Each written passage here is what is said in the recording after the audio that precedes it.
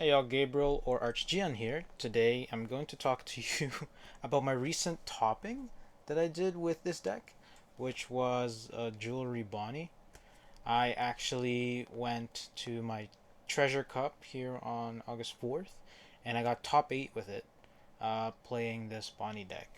So I'm just here going to talk about the list, talk about what went well, what happened, and yeah. So my rounds were uh, I gotta pull that up later.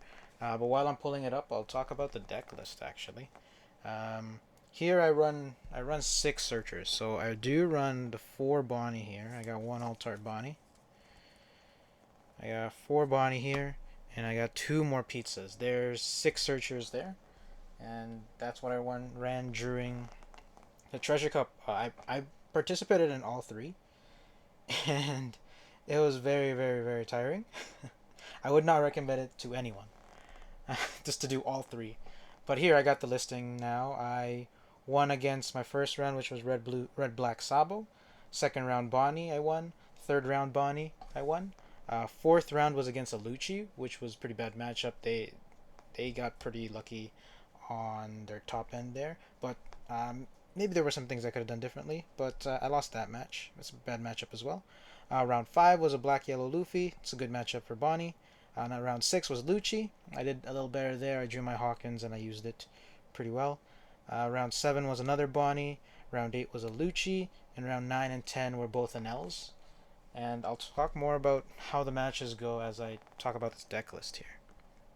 So for my 2Ks, I run four of these EBO1 Scratch Man Apus. They're usually really good at resting Shirahoshis against an L, although it never did come up against my matches against an L. Um, but yeah, there's that. My dog's over there is going crazy chasing his tail. He's fine, guys, don't worry. I'll just let him keep curling. Hey, hey, that's enough. That's enough. After that, after that, I do run four Ezos, the same reason as Scratch Manapu. He he does the same thing, which is rest four cost blockers, so really good against Rebecca, really good against Borsellino, and when you're going for lethal there. Although if you have Hody Jones, they're usually better, so they're also good 2Ks, but they can steal games if you don't run into Hody. And I run two of these STO1 Scratch Manapus, or STO2. They're decent against Nami, although I didn't run into any in all 3 days. But the 2K is there just because I want 10 2Ks, 6 of which are searchable, with 6 searchers, and of course 4 Ezos just because it's a really good 2K. As for blockers, I run 3 Don Quixote Rosinantes, just for the Dofi and for protection against a lot of KO effects, of course, when I do Rest My Kid, or even one time where it came up was I was swinging with Zoro and I played a Don Quixote Rosinante so he couldn't get Rygoed in one of my matchups, as well as the black matchup as well. I run 3 Bartholomew, just another blocker for Kid to get. Also, he's searchable, so that's something that I really, really liked. We'll just move everything a little bit here, and I'll go over more blockers here. And of course, you run 4 Uruge. Uruge is really, really good.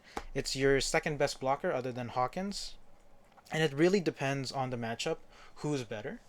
Like in the black matchup or blue matchup, Hawkins is always better, but Rouge in every other matchup is really, really good because he's a blocker. He gets your Dawn back for you, and as long as you never swing with him, you always get the Dawn back. Of course, sometimes you'll have to swing with him, but that getting that Dawn back is really, really good when you're able to drop a 10 cost Doffy and stall the game even longer when you freeze 3 of their board and you're able to rest something on their turn when they attack just because of a Rouge. So he's really good. And speaking of restanding Dawn for Supernovas here, I do run a Cavendish. I run 4 Cavendishes, and they're really good. They do what a Rouge does, but they do it when attacking. They cost 5. They're 6K. They're really good. A really good combo with them is with Hody. If you have a Cavendish for some reason still on board, you can Hody. Um, Swing with Cavendish. Now you have 5 Dawn to swing with, and it's really really strong. I've ended games just with that combo there. And I run 2 Jewelry Bonney. With Jewelry Bonney, you can freeze someone's Dawn. That's mostly what I've been using it for. It's usually more useful. It stops blue from playing their 10 costs. It stops black yellow Luffy from being more efficient with their Dawn and leader ability in Moria.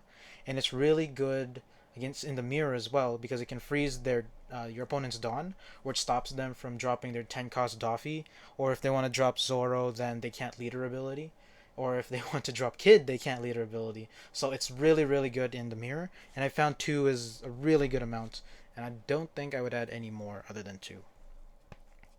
That's it for supernovas. I'll move on to the top end here. And for top end, I run 4 Hody Jones. I wish I could run more.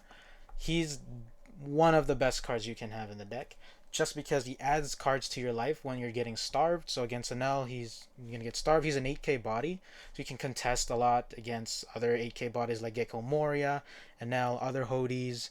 I use this kid. He's really really strong, especially in the mirror where you can rest an opponent's Dawn and their blocker, and you can go for the characters that they don't want you going for, such as Cavendish and characters like that. So high value characters, and Hody's just really good for going for game as well. Against Black Yellow Luffy, you just play one or save it from to hand, and he's just gonna do what he does and end the game for you. After that, I do play 2 Eustace Captain Kids. I only run 2 because I run 6 searchers that can search him, so that's why that's why I only run 2. You usually don't play more than 2, or you don't even usually play more than 1. But just being able to find him is really good, and if you can put him in front of any of your top end, you pretty much just win the game right in there in that spot. Because not even if they get past Kid, they still have to get past your high cost characters, and they'll have to invest Dawn just to KO Kid. And if they invest that Dawn, they're not going to be able to invest it into other characters like to KO Hody. And in Bonney, if you're taking you can pretty much take life early, get counter in your hand pretty much early. So protecting these characters are pretty easy just because you have so many cards in hand when you know like when to take that life. Now, as for the Zoro, this is my favorite card in the deck. I didn't really rely on him too much today. I won with him like 2 to 3 games maybe today out of the 9 that I won. But there's Zoro. He's really really strong, especially against Anel, especially in the mirror. Whoever drops their Zoro first in the mirror, whoever can utilize their Zoro the best in the mirror, usually ends up winning. I run 3 of him. He's not searchable. I always want at least 1 per game. If I can get 2, sometimes it's a waste. But if they're able to clear 1 Zoro, either they KO'd it with effects if they're black, or Raigo'd it with yellow. And if they do Raigo, that usually means they can't heal or do anything else with other Dawn. So if you could put Zoro alongside another top end like Kid or your Hody, he's really really strong. Just to keep it there. There was a time where I was thinking of either keeping Zoro stood up or rested when attacking, just to see so he wouldn't die. But at the time I was against Yellow, uh, who didn't have a lot of top end characters that could swing into him. So I swung with Zoro and put a Rosinante beside him just so he couldn't get Raigo'd. And that's really, really good there. After Zoro, I do play 3 Don Quixote Doflamingos. And Don Quixote Doflamingo is just absolutely amazing in this deck. Stalls the game perfectly, especially against your NLs. If you're able to do 2 every, like, if you're able to do 2 turns in a row, it's amazing. It's almost unstoppable just because you have 2 you'll have 2 10k characters that can pretty much just go for game at that point. And I just can't say much more about Doflamingo other than he's amazing. In this deck, he's not searchable, so maybe sometimes you want to keep him mulligan, or you're happy when you see him in life at times. But yeah, he's pretty decent. And after that, for 0 cost event, I do run 3. Just because I do run only 10 2Ks, and I run so many bricks. There's like how many here? There's 6. There's 12 bricks in here. So 12 0 counter cards. You need to have at least 2 of these, and these 0 cost events are really good. I know they're searchable for the Don Quixote package, but I don't really like the Don Quixote package because it bottom decks all of my supernovas. It can bottom deck my Kid, and I only have 2 of them.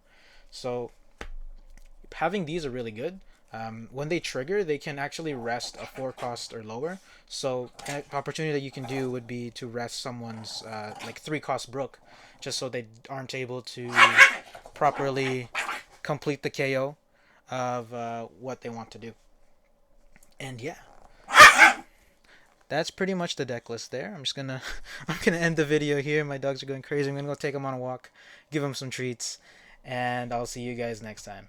See ya. Thanks.